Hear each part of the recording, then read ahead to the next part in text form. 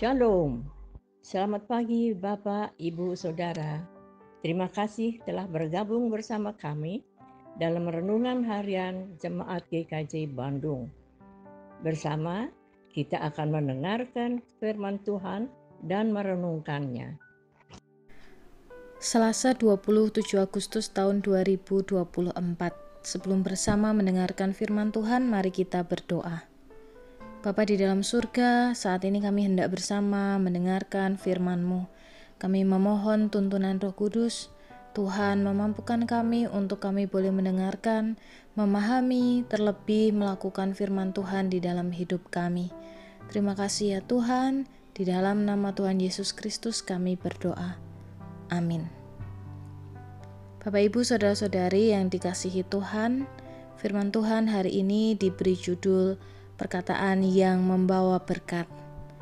Bacaan firman Tuhan didasarkan dari kitab Kolose pasalnya yang ketiga ayat 16 yang demikian firman Tuhan.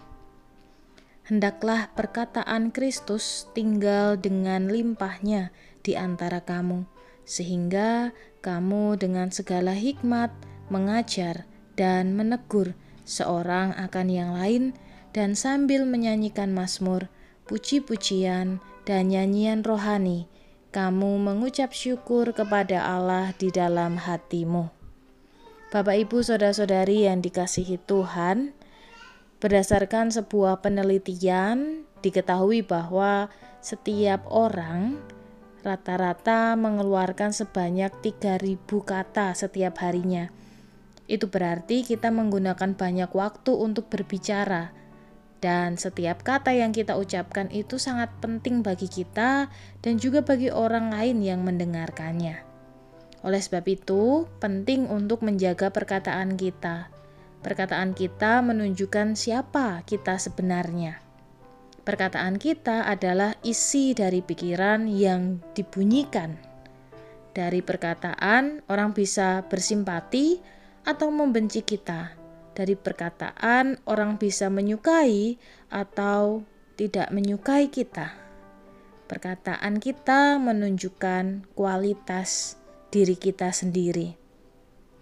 Di dalam bacaan kita, Paulus di dalam suratnya kepada jemaat di Kolose juga menekankan pentingnya memperhatikan kualitas perkataan kita. Perkataan yang kita ucapkan harus selaras dengan kehendak Yesus dan juga selaras dengan hikmat Yesus.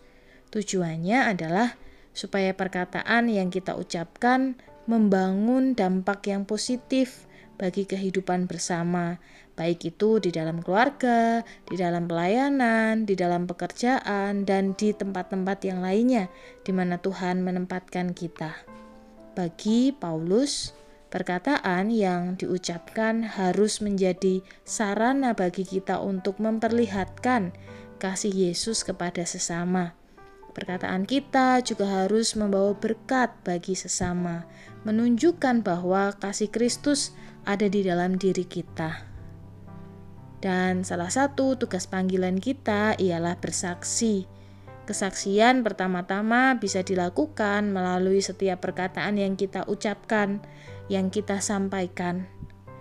Setiap perkataan yang keluar dari mulut orang Kristen sejatinya adalah kesaksian tentang Yesus Kristus yang hidup di dalam dirinya, tentang kasih Allah yang nyata di dalam dirinya. Maka mari kita buat diri kita berharga di mata orang lain, dan itu bisa dimulai dari ucapan kita. Ucapan yang kita keluarkan kepada sesama yang senantiasa membawa berkat. Karena setiap perkataan kita harus menjadi kesaksian bagi orang lain untuk merasakan kasih Kristus.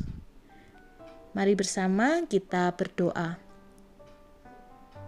Bapa di dalam surga, kami mengucap syukur untuk firman Tuhan yang boleh kami dengar pada hari ini. Mampukan kami Tuhan untuk dapat melakukan firman Tuhan, tidak hanya mendengarkannya tetapi mewujudkannya di dalam hidup kami. Mampukan setiap perkataan kami mencerminkan kasih Kristus. Mampukan setiap perkataan kami boleh membawa berkat bagi orang lain. Biarlah apa yang boleh kami perkatakan itu juga menjadi kesaksian akan kasih Allah yang begitu ajaib di dalam hidup kami.